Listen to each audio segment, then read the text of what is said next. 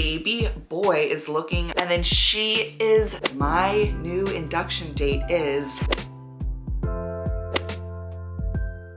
Good morning, everyone. Welcome back to my channel. Not only is today the final growth scan update video, this is my final pregnancy update video because my induction date got moved up. And I'm going to share that with you guys, but we are days away from meeting these babies. And we did have a growth scan on this past Friday, and I'm going to share where they think the babies are growth-wise, position-wise at 36 weeks. Pregnant with twins. So let's get into it because I'm really excited to share all this with you. But of course, I first have to shout out my fabulous subscribers. I am just so thankful for every single one of you. If you're not subscribed, why not? Let's just do it right now. Pull off the band-aid, click that subscribe button.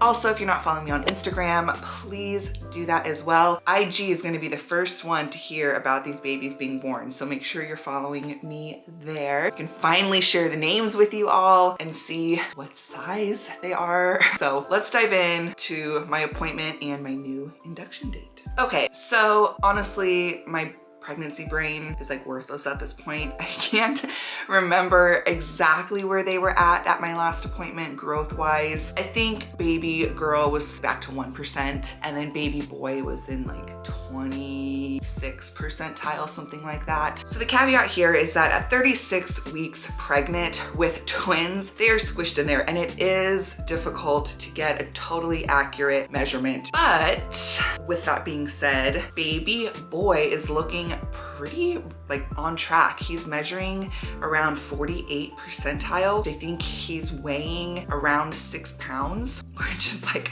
a very normal baby. My guess is that he won't be 6 pounds when he's born. I think he'll be in the 5-pound range. And then she is still 2%. She's still looking teeny and they think she's measuring at 4 pounds, 7 ounces. So about 1.5 pounds behind brother. I am so curious to see what they end up weighing. I'm thinking she'll be in the 4-pound range, he'll be in the 5-pound range, probably at least a pound difference between them. But with that being said, at this point, she is showing signs of like nutritional deficiency. It's not an emergency. I mean, she's still growing. I was worried we were gonna go in and she like wouldn't have grown at all because at the last growth scan, I've been doing them every 3 weeks. The last time in a 3-week span, she only grew 0.5 pound, which is not much. This time she grew about 1 pound over 3 weeks. They think at this point, she's going to be able to get more nutrients outside of me than she is getting from the placenta. So we originally had our induction date scheduled for June 2nd, but my high-risk doctor said she was going to talk to my normal OB who will be delivering the twins to see about moving that up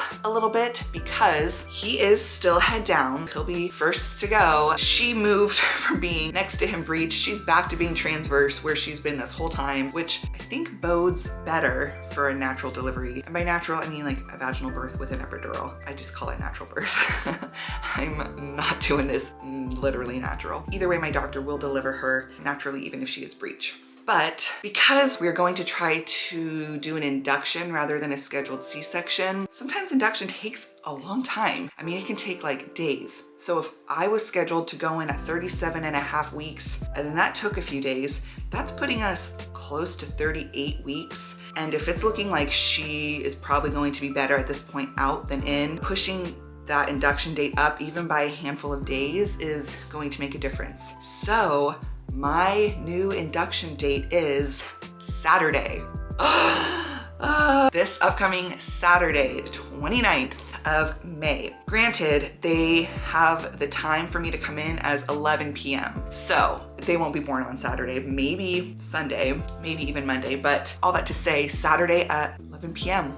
If there's room for me in the hospital, I'm going in to be induced for these twins. And still this week, like anything can happen. I could like stand up to show you my bump and could be go time. They still think they're going to need NICU time, both of them. They still think she'll definitely need more and possibly even have to stay past the point where we will leave. So we might be leaving with him and not her. That's the plan. That's the update. Now that we are at the final days of pregnancy and I've been reflecting, if you guys follow me on Instagram, you guys probably saw I posted my Polaroids that we've taken each month of my pregnancy along with my message there. I really wanted to share what I wrote. I've been meaning to say it in a video, but I just keep forgetting.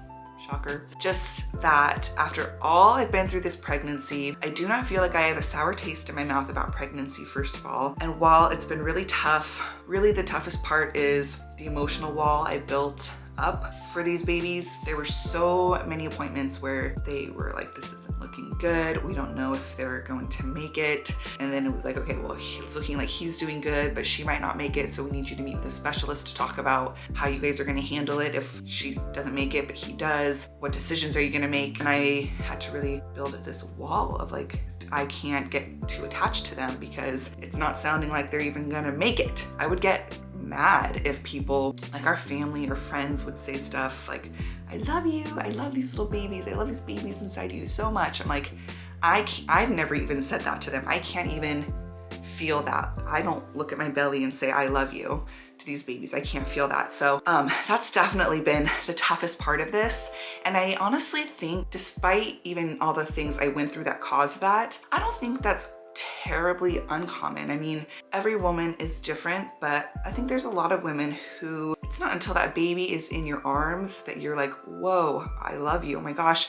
And honestly, sometimes even after, I know there's women who they hold their baby and they're like, oh my gosh, what am I supposed to do with this baby now? And it takes a little bit of time for you to really start feeling that love and connection. So I'm glad I was able to share that with all of you. And some of you messaged me saying, thank you, for sharing that, because I feel that way and I feel guilty about it. And I know when we are holding these babies, it's gonna be like a wave of, whoa, these two little lives are our responsibility. These are our children. So I know it's a little deep. I'm not gonna go through all my like weekly questions and stuff. I've done that enough. You guys know the gist at this point.